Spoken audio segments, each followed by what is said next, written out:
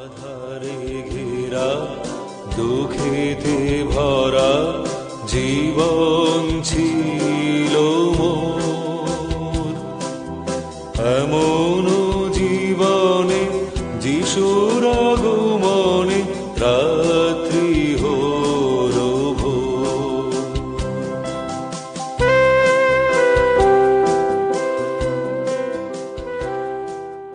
প্রিয় শ্রোতা বন্ধু, প্রভাত মননে স্বাগত জানাই। আধ্যাত্মিক বাধার সময়ে 6টি বিন্দু দেখেছি। আজকেও আরো কয়েকটা বিন্দু দেখার চেষ্টা করব এবং 7 নম্বর বিষয় হচ্ছে আনুষ্ঠানিকতা। এর অর্থ হলো নির্ধারিত বা বাহ্যিক কর্মগুলির কঠোর আনুগত্যের অনুশীলন বা মতবাদ। এটা ধর্মের ও শিল্পের ক্ষেত্রে। প্রভু যীশু পাপ ক্ষমার বিষয়ে যখন শিক্ষা দিচ্ছিলেন একটি দৃষ্টান্ত বলেছিলেন। তার লুক তার 18 অধ্যায় 10 থেকে 14 পদে। 2 ব্যক্তি প্রার্থনা করবার জন্য ধর্মধামে গেল, একজন ফরিসি আরও একজন করগ্রাহী।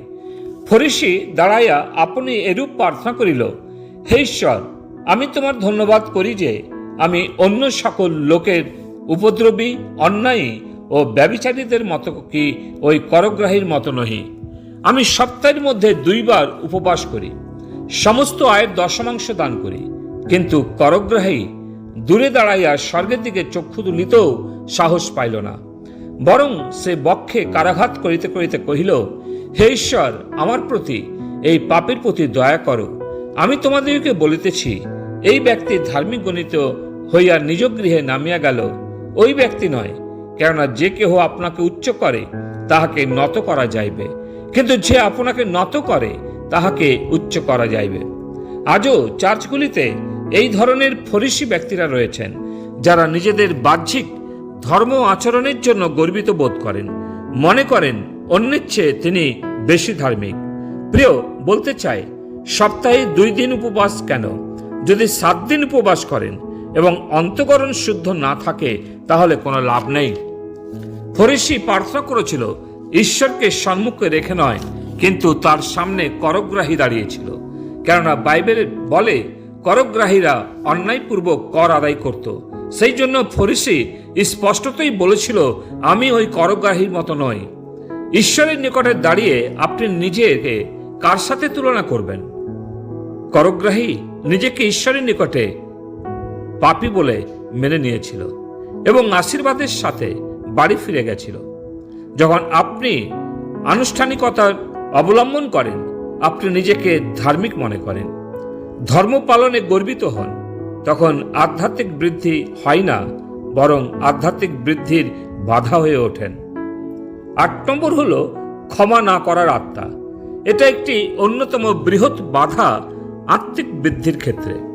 আজ ভাই ভাইকে, স্বামী স্ত্রীকে, মা বাবা ছেলে মেয়েদের ক্ষমা করতে চান না। ক্ষমা না করলে ক্ষমা পাওয়া যায় না।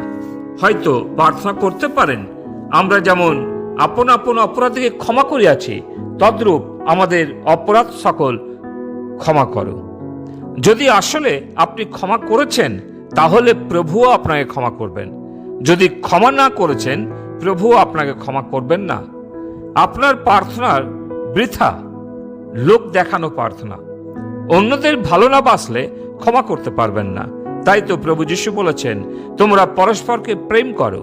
আবার যেমন মথি তার 5 অধ্যায় 23-24 পদে লেখা আছে, তুমি যখন যজ্ঞবেদীর নিকটে আপন নৈবেদ্য উৎসর্গ করিতেছ, তখন সেই স্থানে যদি মনে পড়ে যে তোমার বিরুদ্ধে তোমার ভ্রাতার কোনো কথা আছে, তবে সেই স্থানে বেদীর সম্মুখে তোমার নৈবেদ্য রাখো আর চলিয়া যাও। প্রথমে তোমার ভ্রাতার সহিত সম্মিলিত হও, পরে আসিয়া তোমার নৈবেদ্য উৎসর্গ করিও। যদি অন্যকে ক্ষমা না করি, তাহলে ঈশ্বর আরাধনা গ্রহণ করবেন না। অতএব ক্ষমা না করার আত্মা হচ্ছে আধ্যাত্মিক বৃদ্ধির বাধা। 9 নম্বরটি হচ্ছে অহংকার।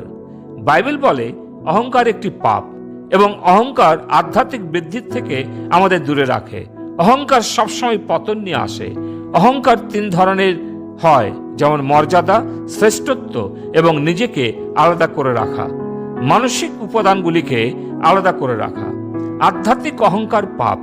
পাপ আমাদের দুর্বলতাকে কাজে লাগায়। বিশ্বাসী হিসাবে আমরা বিশেষ বিপদে পড়ি যখন আমরা ভাবতে শুরু করি যে আমাদের আধ্যাত্মিক পরিপক্কতা আমাদের নির্দিষ্ট প্রলোভন এবং পাপের কাছে অজয় করে তোলে। বাইবেল 4 ধরনের অহংকারের কথা বলে। নিজেকে উচ্চকিত করা, গর্ব নিজেকে কৃতিত্ব দেয়। দ্বিতীয়ত, নিজেকে প্রচার করা, গর্ব অন্যদের কাছ থেকে ক্রেডিটকে স্বাগত জানায়। তৃতীয়ত, নিজেকে ধার্মিক মনে করা, গর্ব স্বয়ং ঈশ্বরের কাছ থেকে কৃতিত্ব আশা করে। 4 নম্বর, আত্ম অবক্ষয়, গর্ব নিজেকে নষ্ট করে। তাই যাকব তিনি বলেছেন, যাকবের 4:6 এই কারণ শাস্ত্র বলে ঈশ্বর অহংকারীদের প্রতিরোধ করেন, কিন্তু নম্রদিগকে অনুগ্রহ প্রদান করেন। প্রিয়, আমরা 9টা বিন্দু দেখলাম যা আমাদের আধ্যাত্মিক বৃদ্ধির জন্য বাধা স্বরূপ। এখন আপনার নির্ণয়, আপনি আধ্যাত্মিক বৃদ্ধি পেতে চান অথবা যেমন ছিলেন সেই রকমই থাকতে চান।